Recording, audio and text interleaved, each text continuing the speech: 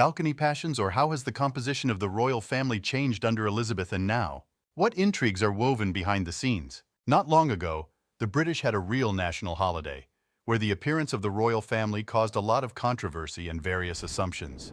Now on the screen we see the very composition of people whom Charles can trust enough and who he considers his working family. These are the members of the royal family. As many fans and experts have noted, and we ourselves also see very well, that Charles insisted that there should be no youth in the form of Zara and Mike Tyndall, Peter Phillips, and of course Princesses of York Beatrice and Eugenie. Why did he decide this? Many royal fans would like to see more young faces. But the king's decision is his decision, of course. Many have noticed that the composition of people on the balcony, to put it mildly, is inferior to that very famous and legendary balcony during the reign of Elizabeth II. Let's take a closer look at the photo of the balcony under Elizabeth II. Princess Beatrice and Eugenie and their husbands, Lord and Lady Windsor Zara and Mike, Peter Phillips, and other members of the large royal family. There were always about 40 people, and this certainly inspired many. Her late Majesty Elizabeth II always knew how to put on a good and memorable performance. At one time, Charles persuaded the Queen to present only working members of the royal family on the balcony in 2022.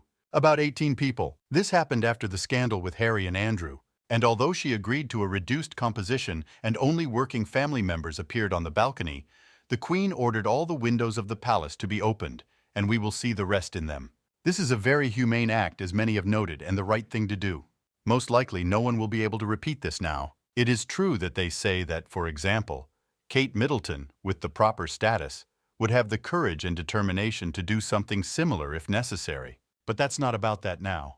As we know, this was the last balcony of Elizabeth II in her life, and she tried to smooth out the impression of the decision that Charles insisted on. These days show how dull things have become in terms of entertainment, and now we don't see so many members of the royal family on the balcony.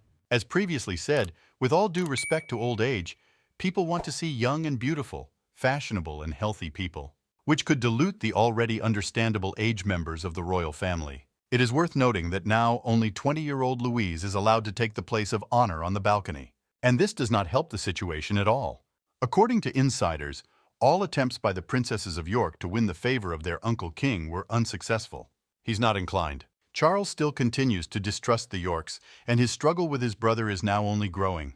Beatrice again said through insiders that she was ready to take on some of Catherine's assignments while the Princess of Wales recovers. This is understandable. She wants to prove herself and show everyone what she is capable of. In her place, many would do the same. According to people close to the royal family, both Princesses of York among their friends spoke rather sarcastically about the appearance of the new favorite of the king, the young daughter of the Edinburgh family. Perhaps there is some truth in these statements. What is most interesting and not even clear is that Louise was the center of attention, as the only non-working member of the royal family, and moreover, invited to the balcony. But her brother James was not allowed in. He was inside but did not open the window, and he didn't show himself to anyone. All the windows were closed, and the only people who attended the light lunch after the balcony in the palace were Lady and Lord Frederick Windsor. It's worth noting that the Tyndalls actually spent the day at the Pink concert. And of course, against the background of the appearance of Princess Catherine, everything else was uninteresting. As many noticed, Camilla looked unhappy. Her serious face contrasted greatly with her barely yellow outfit, as did her bag, which fell out of style from the outfit. Camilla smiled forcefully as soon as she saw the cameras. But Catherine, sophisticated, graceful, in an old dress from Jenny Packham, decorated with a bow and a belt, showed both fans and well-wishers that she was alive, that she was with her family despite all the gossip, rumors, and conspiracy theories. Some noticed that Kate looks different than before. But recovery is much more difficult for many people. So there is always hope. George has noticeably stretched out. Charlotte has matured enough. Only the mischievous Louis still amused the audience. And the public loves it. Some people, and one might even say Catherine's opponents, immediately assumed and formed a version that Kate does not have any cancer. Some talk about unsuccessful plastic surgery. Others dug deeper and claim that, on the orders of Camilla and Charles, they decided to send the too popular princess further into the shadows, out of sight. But this is hard to believe. But citizens and tourists joyfully greeted Kate. She is loved by almost everyone. This is difficult to dispute. Actually, I think Catherine came to show her support for the children. And perhaps she was very forcefully asked to appear, since the tension around her absence was clearly growing. This was very important for her children. The children of the heir to the crown are required to be on the balcony to show continuity, and accompanying their mother only strengthened their position. Kate knows what she's doing, and it shows right away. The boys had to be supported and looked after while their father was at the parade, on horseback. They clearly felt supported. The talk that Mike and Zara would take them under their wing turned out to be just another version, and it does not yet correspond to reality. The princess came herself. As expected, the Princess of Wales grabbed almost everything and even a lot of front pages in the press. Queen Elizabeth II could lift everyone's spirits simply by appearing on that iconic balcony and smiling and doing nothing. And immediately everyone's spirits lifted. Now her ward, Catherine, will go out onto the balcony with the same poised and gentle manner that is inherent in both of them. They are similar, of course. Maybe not outwardly, but perhaps in spirit.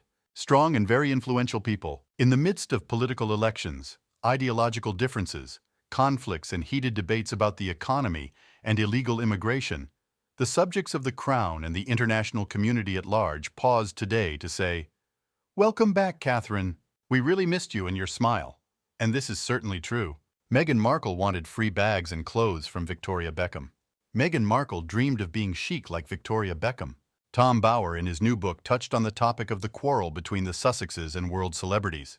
During her engagement to Prince Harry, Markle allegedly asked the famous fashion designer for free clothes and bags. But the request was vetoed by Buckingham Palace for violating their rules, says celebrity biographer Tom Bower in his new book, The House of Beckham, which is out now in the UK and in the US on Tuesday.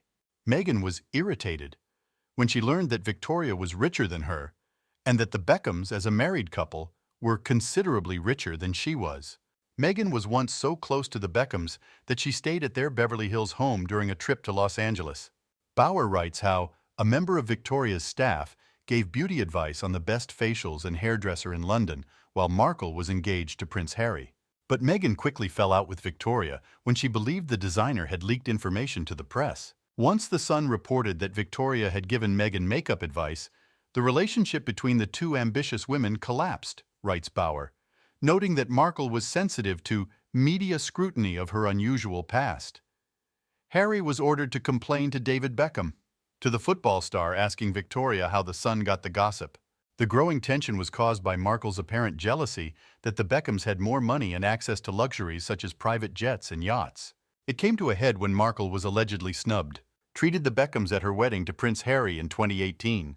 The Beckhams attended the event, but Bower said Victoria felt insulted that she and David were not invited to the dinner, which was attended by celebrities including George Clooney.